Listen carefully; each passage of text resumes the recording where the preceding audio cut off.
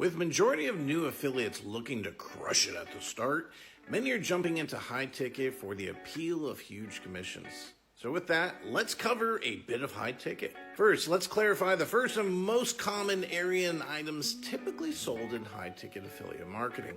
As you can expect, the most common sectors where you see the highest individual returns are those in either luxury items to consumer or high value services to businesses. So which one should you jump into?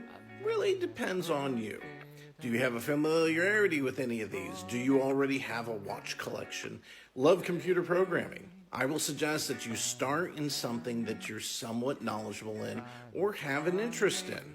This is not to say the others are hands-off, just means by being familiar with a product, this will allow you to spend more time on setting up the sales cycle, documentations, and understanding what it will take to make a sale. Again, this is my recommendation for your first high-ticket sale. So, let's address the pink elephant in the room. And by the way, if you don't like pink, imagine blue, green, or even transparent. A see-through elephant, yes. Many people jump into high ticket because they purchased some product or signed up for a course. It's an easy way to get started, especially since many of them offer 40% commission or higher. For example, I offer a free course in affiliate marketing as well as a high ticket under the affiliate house. On your first sale, you would easily earn almost $400 in commission, which is an easy way to cover a car payment. Just keep in mind that selling a high-ticket item requires you to spend more and longer time nurturing your leads to that final sale. With a low-ticket item, someone may make an impulse buy on $60 to $100 worth of clothing, but they're very unlikely to spend $6,000 on software on a whim.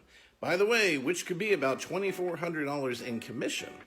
This means the strategy you need is to heavily focus your efforts on establishing yourself as an expert in the field or the product. Spend time consistently marketing content and, of course, spending time commuting one-on-one with your prospect. This can be spending time in DMs, Zoom calls, or even Facebook Messenger. There's going to be a lot of your personal time invested, but critical to gaining trust and demonstrating that you understand their needs and challenges. Then still, it may take 2 to 3 months before they decide. Do you blame them? Not at all. The lower the price entry point, the easier the sale, but ultimately it comes down to you, your ability to feel confident in the process. So, I went a little longer today than I wanted to, but a good jump start into high tickets. So until tomorrow, have a wonderful day.